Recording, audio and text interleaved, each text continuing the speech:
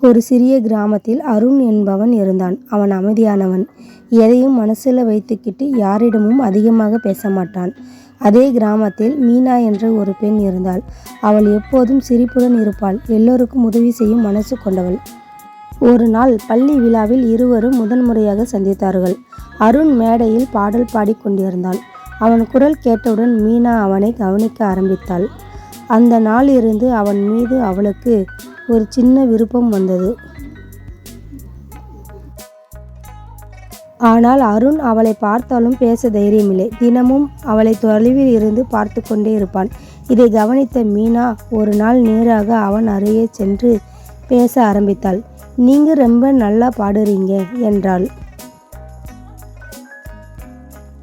அது அருணுக்கு பெரிய சந்தோஷம். அப்படி ஆரம்பமான நட்பு நாளுக்கு நாள் அதிகரித்தது. இருவரும் ஒன்றுக்கொன்று எல்லாவற்றையும் பகிர்ந்து கொண்டார்கள். காலம் கடந்து ஒரு நாள் மீனா அருணிடம் கேட்டாள், "நம்ம நட்பு மட்டும்தானா?" அருண் சிரித்து கொண்டே, "இல்லை, இது என் வாழ்க்கை முழுக்க இருக்கணும்" என்றான். அந்த ஒரு வார்த்தை தான் அவளுக்கு தேவையான பதில். இருவரும் காதலாக இணைந்தார்கள். ஆனால் வாழ்க்கை எப்போதும் எளிதாக இருக்காது. அருணின் குடும்பம் நகரத்துக்கு மாற்றமானது.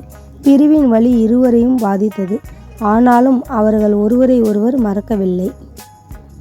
பல வருடங்கள் கழித்து ஒரு நாள் அதே கிராமத்துக்கு அருண் திரும்பி வந்தான். அங்கே மீனா இன்னும் அவனுக்காக காத்து கொண்டிருந்தாள். அவன் வந்து அவளை பார்த்தவுடன் சொன்னான், "நான் தாமதமாக வந்துவிட்டேன். ஆனால் நான் உன்னை மறந்ததே இல்லை." மீனா கண்ணீர் மல்க சிரித்தாள். இருவரும் மீண்டும் சேர்ந்தார்கள். அவர்கள் காதல், நேரம், தூரம் எதுவும் பிரிக்க முடியாது.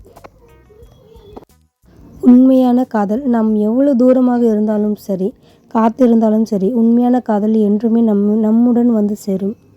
இந்த ஒரு அழகான காதல் கதை அதற்கு ஒரு அடையாளம். நன்றி, வணக்கம்.